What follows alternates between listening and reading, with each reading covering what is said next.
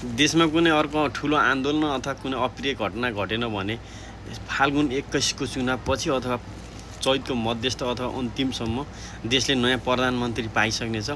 के यो चुनावपछि बालेन शाह नै प्रधानमन्त्री बन्ने हुन् त? जसरी हामीले सोसल मिडिया साइटहरूमा सामाजिक सञ्जालमा व्यापक रूपमा बालेन शाह अब भावीको प्रधानमन्त्री भनेर जति हाई र भोटिङ पाइरहेका छौँ त्यो के सत्य र साँचो हो त? होइन भने वास्तविक के हो त? आउनुहोस् आजको यस भिडियोमा जानौँ। भिडियोलाई अन्तिमसम्म हेर्नुहोला। यो भिडियो एकदमै महत्त्वपूर्ण छ। आज होइन बारम्बार चुनाव बेला यो काम लागिरहने भिडियो भएको हुनाले सेभ गरिराख्नु होला है त। नेपालको संविधान अनुसार देशमा प्रधानमन्त्री बन्नका लागि बहुमतको सरकार हुनुपर्छ, अर्थात् बहुमत प्राप्त गर्नुपर्छ। कुनै पनि पार्टीले बहुमत प्राप्त नगर्दासम्म त्यो पार्टीको नेता अथवा संसदीय दलको नेताले प्रधानमन्त्री हुन पाउँदैन। अब बहुमत भन्नाले कति सङ्ख्यालाई बहुमत भनिन्छ भन्दाखेरि 275 जना, देशैभरिका 275 जना प्रतिनिधि सभा सदस्य अर्थात् 165 जना प्रत्यक्ष र 110 जना समानुपातिक गरेर 275 जनालाई 2 ले भाग गर्दा आउने सङ्ख्या चाहिँ त्यो सङ्ख्या चाहिँ हो बहुमत भनेको।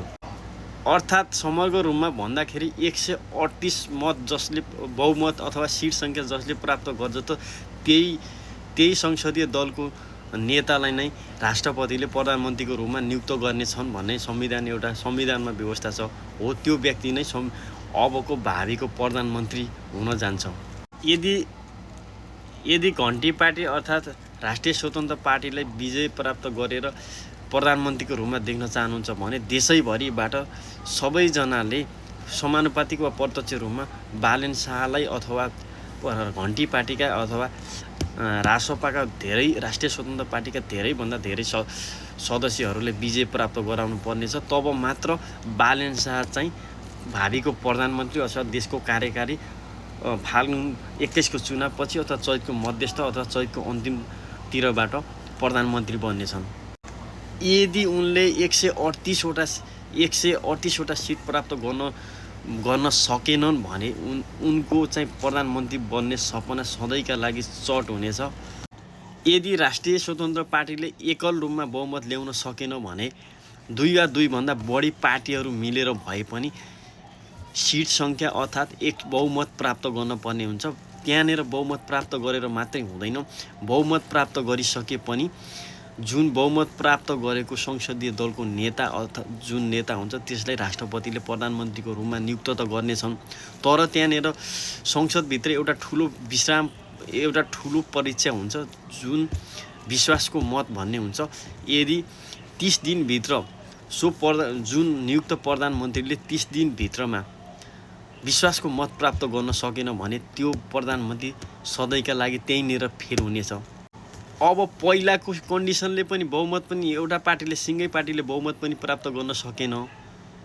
दोस्रो 2 या 2 भन्दा बढी पार्टी मिलेर पनि बहुमत त प्राप्त गर्यो तर विश्वासको मत प्राप्त गर्न सकेन भने अब त्यस्तो कन्डिसनमा फेरि अब सबैभन्दा धेरै सिट सङ्ख्या जुन पार्टीको छ, जुन पार्टी जस्तै मेरो राष्ट्रिय स्वतन्त्र पार्टीमा 120 छ र अरू पार्टीमा 118 छ भने राष्ट्रिय स्वतन्त्र पार्टीबाट चाहिँ राष्ट्रिय स्वतन्त्र पार्टीको नेता चाहिँ संसदीय दलको नेतालाई राष्ट्रपतिले प्रधानमन्त्रीको रूपमा नियुक्त गर्नेछन्। तर त्यो पनि चाहिँ त्यसलाई चाहिँ अल्पमतको सरकार भनिन्छ अथवा बहुमत नपुगेको सरकार हो। तर त्यो त्यति योग्य चाहिँ होइन। तर पनि त्यसमा पनि जुन नियुक्त प्रधानमन्त्रीले 30 दिनभित्र विश्वासको मत प्राप्त गरिसकेपछि मात्रै त्यो पूर्ण रूपमा प्रधानमन्त्रीको रूपमा देखा पर्नेछ। अब माथिका सबै कन्डिसनहरू एकमा बहुमत पनि प्राप्त गरेन, पार्टीसँग सहकार्य गरेर पनि विश्वासको मत प्राप्त गर्न सकेन अथवा बहुमत प्राप्त गर्न सकेन र पार्टीको सिट सङ्ख्याको आधारमा प्रधानमन्त्री त नियुक्त भयो तर विश्वासको मत प्राप्त गर्न सकेन भने त्यस्तो कन्डिसनमा अब के हुन्छ भन्दाखेरि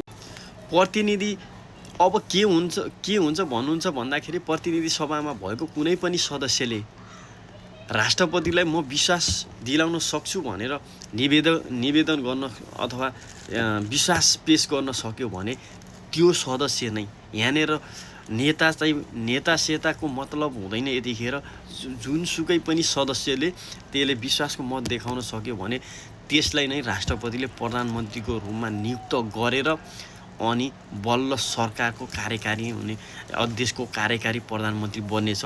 अब यी माथिका सबै कुनै पनि कन्डिसन काम गरेन, सबै फेल भए, विश्वासको मत पनि प्राप्त गर्न सकेनन्, एकल मत पनि ल्याउन सकेनन्, पार्टीसँग सहकार्य गरेर पनि बहुमत प्राप्त गर्न सकेनन्। अनि सबैभन्दा सिट सङ्ख्या धेरै भएको पार्टीको आधारमा प्रधानमन्त्री त भयो तर विश्वासको मत प्राप्त गर्न सकेन र अन्तिम लास्टको कन्डिसनको पनि पूर्ण रूपमा सफल हुन सकेनन्।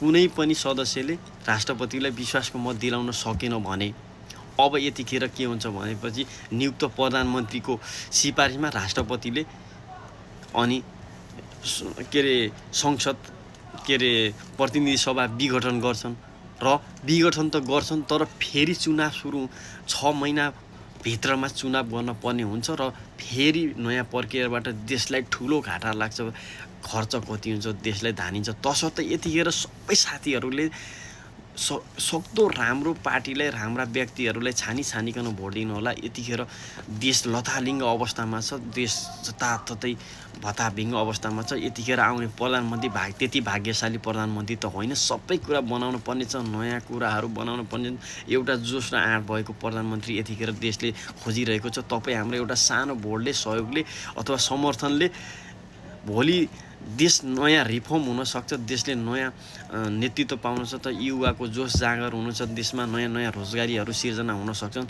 तसर्थ यो भिडियोलाई जति सकिन्छ तपाईँहरूले सेयर गरिदिनु होला। तपाईँहरूको एउटा सानो सहयोगले गर्दा कुन देशको एउटा ठुलो मुहार फेरिनमा सहयोग हुन सक्छ। धन्यवाद। फेरि यस्तो भिडियो हेर्दै गर्नुहोला, फेरि पनि भिडियो ल्याउँदै गर्नेछु।